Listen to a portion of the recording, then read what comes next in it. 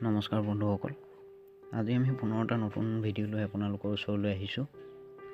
বন্ধুসকল, আমাৰ এই পৃথিৱীখনত কিছুমান এনেকুৱা জীৱ জন্তু আছে যিবিলাক জীৱ জন্তুৰ কথা আমি নাজানো।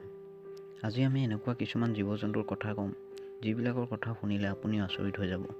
তেনেহ'লে আহক আজি আমাৰ এই ভিডিঅ'টো আৰম্ভ কৰোঁ। থৰ্নী ড্ৰেগন। এই ড্ৰেগনটো বহুত চালাক হয়। এই জীৱটো বেছিভাগ মৰুভূমি এলেকাবোৰত পোৱা যায়।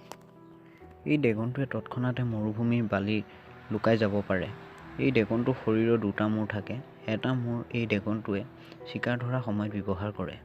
এই ড্ৰেগনটো বহুত বিষাক্ত হয়, সেইবাবে কোনো এটা চিকাৰক কেইছেকেণ্ডমানৰ ভিতৰতে মৃত্যুৰ মুখত পেলাব পাৰে। Blue dragon. এই ড্ৰেগনটো দেখিবলৈ বহুত ধুনীয়া হয়। এই ড্ৰেগনটো সাগৰৰ গৰম এলেকাসমূহত পোৱা যায়। এই ড্ৰেগনটোৰ নীলা শৰীৰৰ বাবে ইয়াক ব্লু ড্ৰেগন বুলি কোৱা হয়।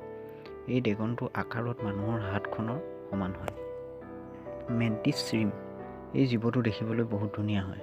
এই জীৱটো সাগৰৰ দ এলেকাসমূহত বেছিকৈ পোৱা যায়। এই জীৱটো নিজে থকা ঠাইৰ পৰা বহু কম বাহিৰলৈ ওলায় আৰু জীৱটো থকাৰ আশে পাশে যদি বেলেগ কোনো জীৱ যায় তাক নিজৰ চিকাৰ হিচাপে ধৰি লয়। বিজ্ঞানীসকলে এই জীৱটোৰ বিষয়ে আজিলৈকে বিশেষ একো জানিব পৰা নাই। বিস্পাৰ স্নেক। এই সাপটো দেখাত যিমানেই ধুনীয়া, এই সাপটো সিমানেই বেছি বিষাক্ত হয়। এই সাপটোৰ চকুকেইটা দেখিবলৈ বহুত ধুনীয়া হয়।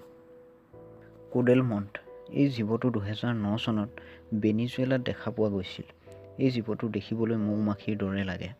এই জীৱটো এবাৰে দেখা পোৱা গৈছিল। এই জীৱটো এনেকুৱা কি গুণ আছে যাৰ বাবে বিজ্ঞানীসকলে আজিও এই জীৱটো তেওঁলোকৰ লগত ৰাখিছে। বন্ধুসকল, ইয়াৰ ভিতৰত কোনটো জীৱ আপোনালোকৰ বেছি ভাল লাগিল আমাক কমেণ্ট কৰি নিশ্চয় জনাব। আৰু ভিডিঅ'টো যদি চাই ভাল লাগিলে এটা লাইক কৰিব, শ্বেয়াৰ কৰিব আৰু চেনেলটো ছাবস্ক্ৰাইব কৰিবলৈ নাপাহৰিব। ধন্যবাদ।